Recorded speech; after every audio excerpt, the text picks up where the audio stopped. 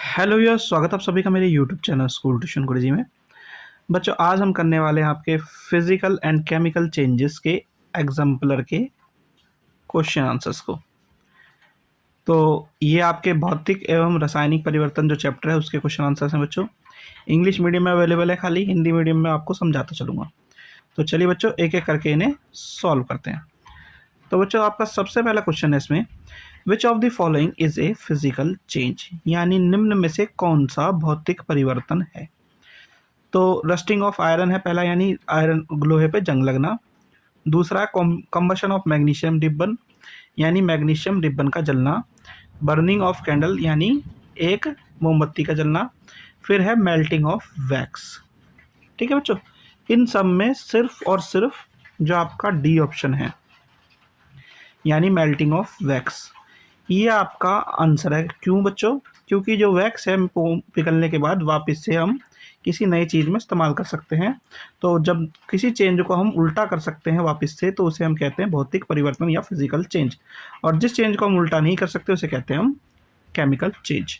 तो इस वजह से ये वाला चेंज हो गया आपका क्या, फिजिकल या भौतिक परिवर्तन।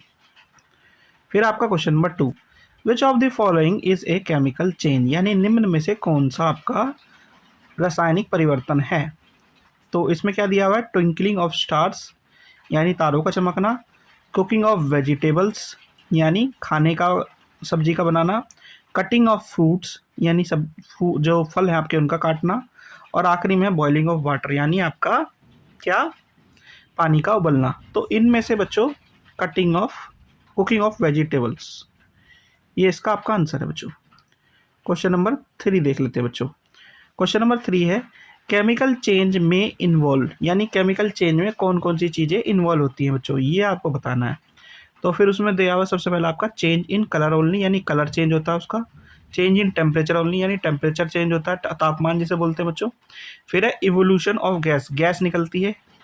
ठीक है बच्चों, तो जब हम केमिकल चेंज की बात करते हैं तो बच्चों ये सारी चीज़ें होती हैं, तो इसलिए आपका आंसर हो गया कौन सा, डी।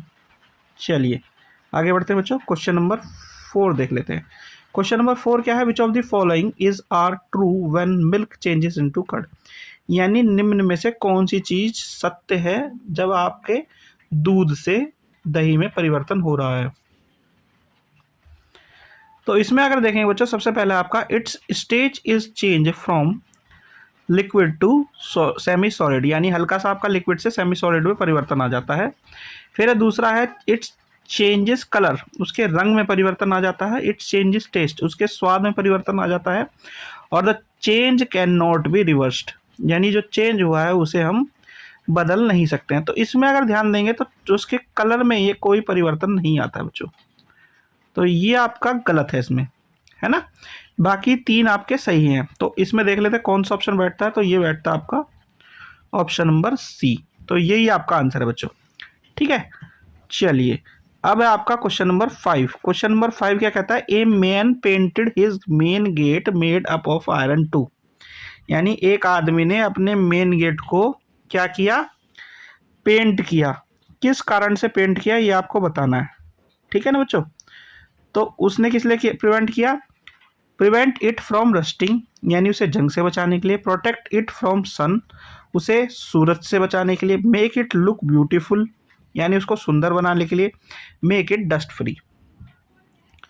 तो जब हम पेंट करते हैं किसी चीज़ को तो बच्चों क्या करते हैं, प्रिवेंट इट फ्रॉम रस्टिंग, यानी उसे जंग से बचाते हैं पहली चीज़। दूसरा, उसे सुंदर दिखने के लिए, ताकि वो थोड़ा सुंदर दिखे। तो इस हिसाब से हमारा ऑप्शन कौन से हो गए बच्चों, हमारे ऑप्शन हो गए पहला और तीसरा, तो आंसर भी हमारा हो गया डी।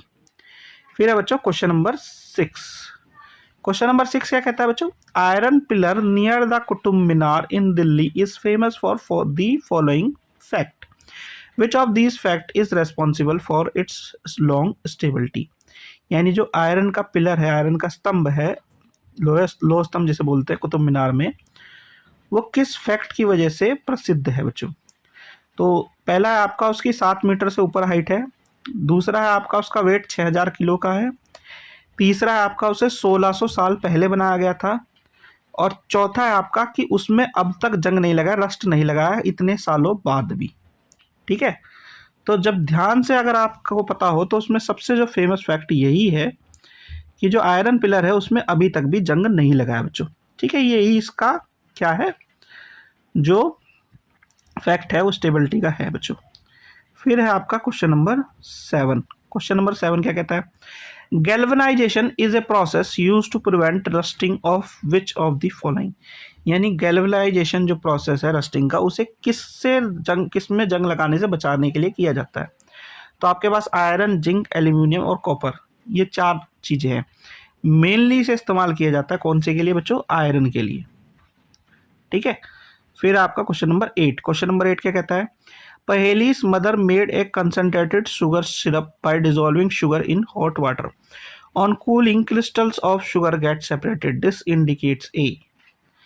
ये हुआ क्या है बच्चों, पहेली की मदर ने क्या किया, एक कंसनट्रेटेड यानी एक घोल तैयार किया, गाढ़ा घोल, जिसमें उसने चीनी को घोला किसमें, गर्म पानी में। अब ठंडा जब किया तो क्या हुआ, उससे शुगर जो थी, चीनी वापस हमें मिल गई। ठीक है ना, तो ये क्या दर्शाता है बच्चों, ये आपको बताना। तो ये सबसे बेसिक चीज़ आपको दर्शाती है क्या, physical change that can be reversed, यानी भौतिक परिवर्तनों को हम वापस बदल सकते हैं बच्चों। फिर है आपका क्वेश्चन नंबर 9। क्वेश्चन नंबर 9 क्या कहता है, which of the following statement is incorrect for a chemical reaction. यानी निम्न में से कौन सा रासायनिक परिवर्तन या रासायनिक समीकरण के लिए कौन सा जो स्टेटमेंट है वो इनकरेक्ट है, ये बताना आपका। तो हीट में be given out but never absorb, यानी जो ऊष्मा है वो निकलती जरूर है, कभी भी अवशोषित नहीं होती। फिर है साउंड में भी प्रोड्यूस, यानी ध्वनि उत्पन्न होती है। एक कलर चेंज में भी टेक प्लेस, यानी रंग में परिवर्तन आ जाता है।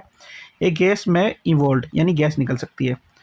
तो जो पहला स्टेटमेंट है बच्चों वो आपका इनकरेक्ट है। क्यों, क्योंकि हीट निकल भी सकती है, अवशोषित भी हो सकती है, अब्जॉर्ब भी हो सकती है, दोनों चीज़ें हो सकती हैं बच्चों। चलिए, फिर है आपका क्वेश्चन नंबर 10। क्वेश्चन नंबर 10 क्या कहता है, क्वेश्चन नंबर 10 कहता है 2 drops of dilute sulphuric acid were added to 1 gram of copper sulphate powder and then small amount of hot water was added to dissolve it. ठीक है बच्चों, on cooling beautiful coloured crystal get separated. Step 1 and 2 are, यानी dilute sulphuric acid था, उसमें 1 gram copper sulphate powder डाला, थोड़ी सी amount में उसमें गर्म पानी डाला और उनको डिजोल्व कर लिया। ठंडा करने पर वापस क्या हुआ, ब्लू कलर के क्रिस्टल मिल गए आपको। ठीक है बच्चों, तो ये क्या कह रहा है, स्टेप 1 आपको बता दिया, स्टेप 2 बता दिया। अब स्टेप 1 और स्टेप 2 क्या है, इसमें अगर ध्यान देंगे, पहले क्या हुआ, चीज़ घुल गई और उसके बाद फिर वापस से हमें मिल गई। जैसा कि अभी हमने एक क्वेश्चन पढ़ा था चीनी वाला या शुगर वाला, तो यहाँ पे क्या कह सकते हैं बच्चों, बोथ आर फिजिकल चेंज। ठीक है बच्चों, तो बच्चों यहाँ होते हैं आपके इस चैप्टर के इंपॉर्टेंट एमसीक्यू एग्जाम्पलर के ख़त्म। आशा करता हूँ आपको वीडियो अच्छी लगी होगी। Thank you.